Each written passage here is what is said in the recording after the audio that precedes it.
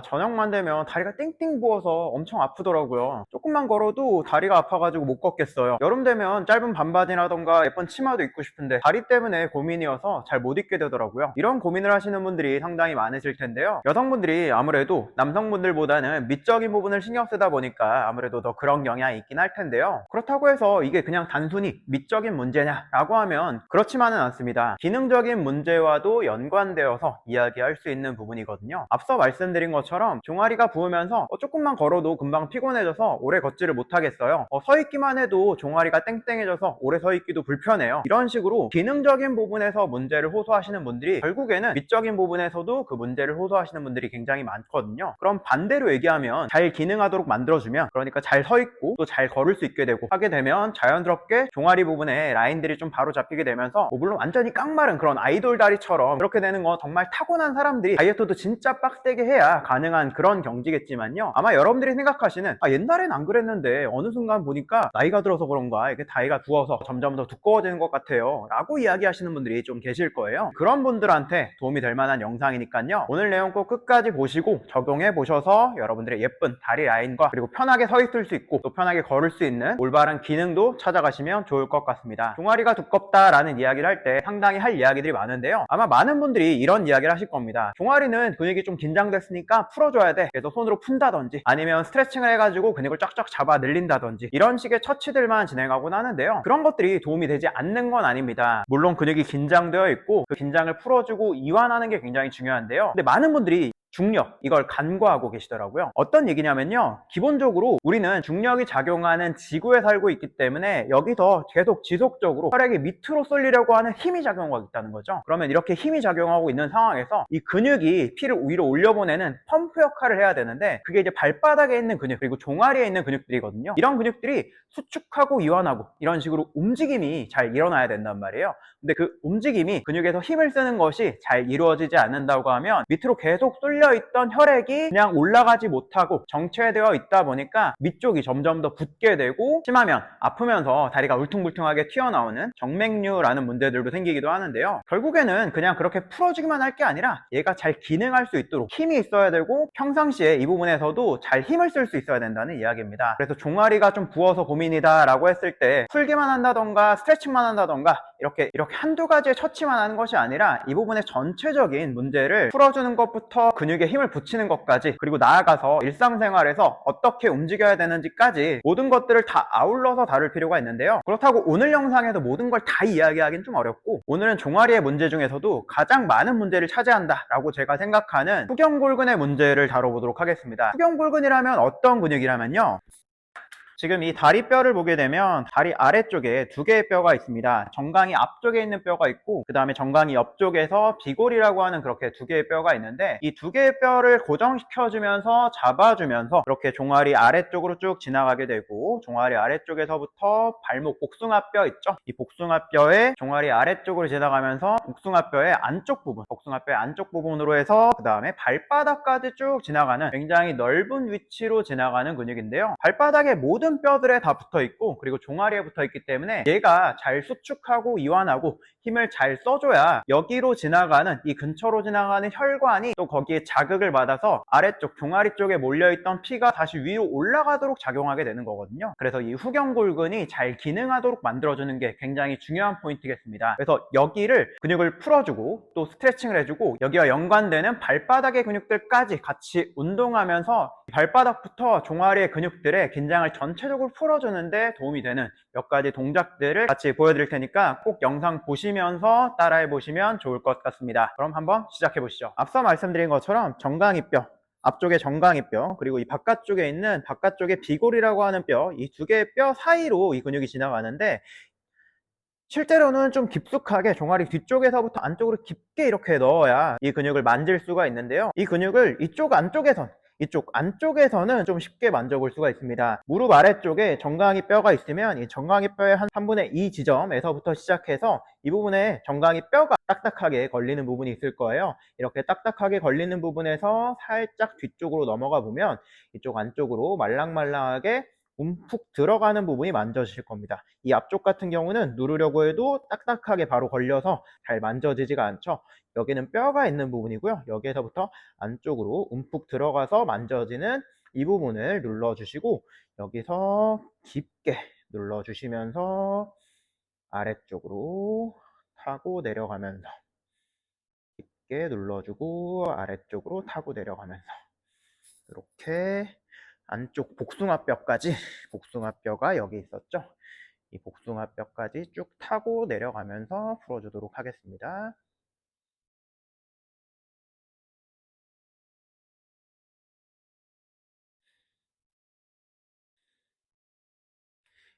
이렇게 타고 내려가는 와중에 유독 좀 더 아픈 부분이 있다라고 하면 그 부분에서 조금 더 멈춰서 조금 더 깊게 눌러주시면 더 좋을 것 같고요.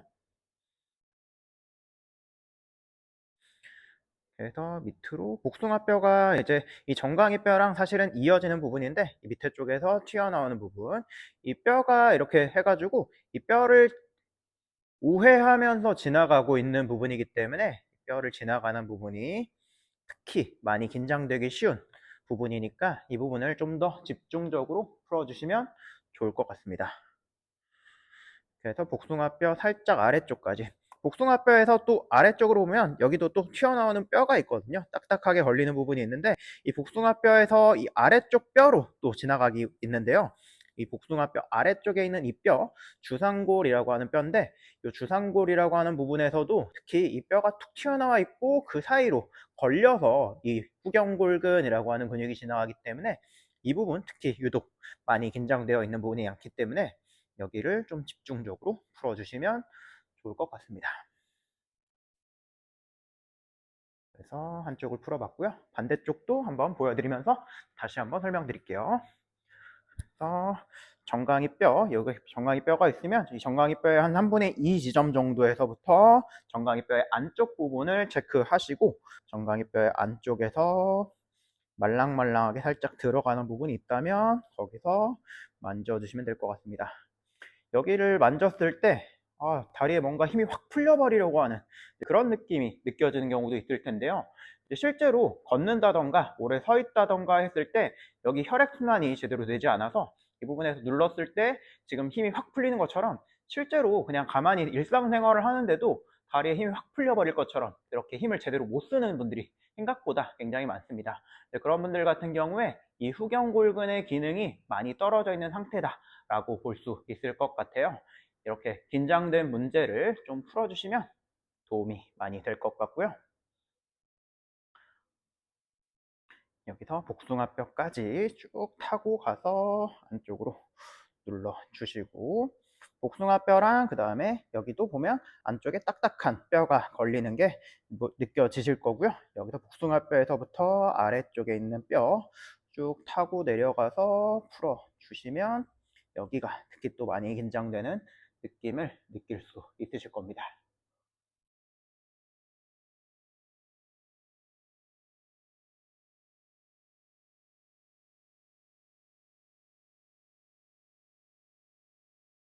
이런 식으로 근육의 긴장을 가볍게 좀 풀어주시면 좋고요. 이렇게 근육의 긴장을 풀어주시는 거에 더해서 여기 근육을 스트레칭하는 또 다음 동작으로 한번 넘어가 보도록 할게요. 다음은 후경골근과 이어지는 종아리 근육을 전체적으로 스트레칭을 한번 해보도록 할 텐데요. 발등을 몸쪽으로 오도록 이렇게 당겨주시고, 여기서 발가락을 특히 좀 당겨줄 건데요. 발가락 중에서도 어느 부분이냐 하면, 이 발가락이 엄지발가락 쪽이 있고 새끼발가락 쪽이 있다면 이 새끼발가락부터 한 3개 정도 발가락 끝부분을 이렇게 당겨주시면서 발등을 몸쪽으로 당겨오는데, 그 중에서도 이 새끼발가락 쪽이 조금 더 몸쪽으로 당겨오도록 이런 식으로 당겨주면서 발가락까지 꺾이도록 이렇게 동작을 해주시면서 하면 이 후경골근이 특히 더 많이 늘어나는 스트레칭이 되는데요. 이렇게 발가락을 꺾어서 당겨주고 10초만 버텨주도록 하겠습니다. 이렇게 해서 당겨주시면 이 후경골근, 앞서 만졌던 부분에서 쫙 늘어나는 느낌이 전체적으로 느껴지실 거고요. 거기에 더해서 이 발바닥 쪽까지 쭉 늘어나는 그런 느낌을 느낄 수 있을 텐데, 지금 전체적으로 후경골근에 대한 이야기만 드리고 있지만 사실은 후경골근과 더불어서 같이 힘을 많이 써야 되는 곳이 이제 발바닥, 그 중에서도 새끼발가락 쪽을 지나가는 발바닥의 근육들이 굉장히 중요한 포인트거든요. 그 부분도 같이 운동을 하면서 말씀을 드리도록 할게요. 반대쪽도 이어서 한번 해보시면요. 그래서 발등을 몸쪽으로 당겨주는데, 특히 새끼발가락 쪽을 조금 더 이런 식으로 새끼발가락 쪽을 옆에서도 보여드리면, 이렇게 새끼발가락 쪽을 조금 더 몸쪽으로 당겨지도록 해서 이렇게 당겨주면서 스트레칭을 해보도록 할게요. 지금 저는 손으로 하고 있지만, 여러분들 혹시 이제 하실 수 있다 그러면 이제 어딘가에 발을 올려놓고 발가락을 올려놓은 상태로 그렇게 스트레칭을 해주시는 것도 좋은 방법입니다. 이런 식으로 스트레칭 동작을 해주시고 나면 정강이 부분이 전체적으로 발바닥부터 정강이 근육이 쫙 늘어나면서 시원하게 당겨지는 느낌을 느낄 수 있으실 거예요. 자, 종아리에 있는 이 후경골근 같은 경우에 발가락에서, 특히 새끼발가락 쪽에서 힘을 쓰는 포인트가 굉장히 중요한데요. 이 새끼발가락의 힘을 기르기 위한 운동도 한번 같이 진행을 해보도록 할게요. 집에 이렇게 수건 하나씩 있으시죠? 이렇게 수건을 바닥에다 둔 상태에서 발가락을 구부려서 수건을 몸쪽으로 쭉 당겨주시는 건데, 가능한 한 발가락이 꽉 쥐어지는 상태를 잘 유지해 주시고, 여기서 오늘은 새끼발가락 쪽만 동작을 할 거니까 이제 엄지발가락은 움직이지 않게끔 가능하면 펴진 상태를 유지해 주시고, 이렇게 새끼발가락 쪽만 해서 새끼발가락 쪽에서 수건을 잡고 몸쪽으로 끝까지 당겨 오시는 겁니다. 새끼발가락으로 몸쪽을 당겨 오고, 지금 저 같은 경우에 오른발가락이 약간 엄지발가락도 같이 움직이고 있는데, 엄지발가락도 전체적으로 다 잡아 당겨 주셔도 괜찮습니다. 근데 다만 새끼발가락을 조금 더 신경 써서 동작을 해 주시면 될 것 같아요. 그래서 새끼발가락 당겨주고 새끼발가락 당겨주고, 생각보다 발바닥, 그리고 이 동작을 했을 때 종아리 근육까지 생각보다 힘이 많이 들어오는구나 라는 느낌을 느낄 수 있으실 겁니다. 이렇게 해서 수건이 전체적으로 다 말리면서 내 발끝까지 당겨지도록 하는 걸 한 세트로 해서, 이제 괜찮으시다면 이렇게 한 번만 해도 충분히 운동이 되지만, 이제 괜찮으시면 좀 더 여유가 되신다면 두 번, 세 번 이렇게 동작을 반복해 주시면서 발가락의 근력을 길러주시는 게 중요한 포인트입니다. 우리가 일상생활을 하면서 이제 신발을 신고 생활을 많이 하기 때문에, 신발 안에서 발가락이 이제 우리가 손가락 이렇게 움직이는 것처럼 발가락의 자유로운 그런 움직임을 잃어버린 경우가 상당히 많거든요. 그래서 이렇게 발가락을 힘을 쓰는 감각을 느끼면서 동작을 해보시면 새끼발가락에 힘이 생기면서 실제로 체중을 지탱했을 때 안정적으로 새끼발가락에서 체중을 지탱하고, 그 다음에 앞서 말씀드렸던 후경골근을 비롯한 종아리 근육이 힘을 쓸 수 있게끔 그렇게 잘 조절이 될 거예요. 그럼 여기서 이어서 좀 더 하나 설명드리자면요, 새끼발가락이 왜 중요한데? 라면서 의아한 느낌을 받으실 수도 있을 텐데요, 이 후경골근이라고 하는 근육이요, 발을 이렇게 밑으로 구부린 상태에서 이 상태에서 그대로 양발이 서로 안쪽으로 들어오도록 하는 게 기본적인 이 후경골근의 역할이라고 볼 수 있을 것 같습니다. 이렇게 동작을 해보시면 앞서 처음에 후경골근의 근육을 풀었을 때처럼 종아리 근육이 자연스럽게 힘이 들어오는 느낌을 느낄 수가 있으실 거예요. 이러면서 자연스럽게 이 후경골근을 가볍게 좀 강화해 보시고, 여기 근육을 좀 펌프질 한다라는 느낌으로 생각해 주셔도 좋을 것 같습니다. 실제로 이제 오래 앉아 있어서 저녁만 되면 종아리가 부어서 고민이다, 다리가 아프다 라고 하시는 분들 같은 경우에, 그냥 발목을 여러 가지 방향으로도 움직일 수 있지만 이렇게 안쪽으로 모아주면서 동작을 하시게 되면 이 후경골근이라고 하는 근육을 더불어서 이 종아리에 있는 특히 많은 근육들이 이렇게 발을 안쪽으로 모으면서 동작을 했을 때 더 많이 수축, 이완하게 되거든요. 그래서 이런 식으로 동작을 하면서 후경골근에 힘을 썼을 때 이런 느낌이구나 라는 감각을 잘 느껴보시면 될 것 같고요. 그러면 이 상태에서 왜 새끼발가락이 중요하냐 라고 하게 되면, 이 후경골근이 제대로 기능하지 못하고 또 새끼발가락이 제대로 기능하지 못하게 되면요, 어떤 식으로 동작이 이루어지게 되냐면, 다리가 이렇게 안쪽으로 들어오게 되는 회내라고 이야기를 많이 하는데, 이렇게 해서 새끼발가락이 떠 있는 느낌이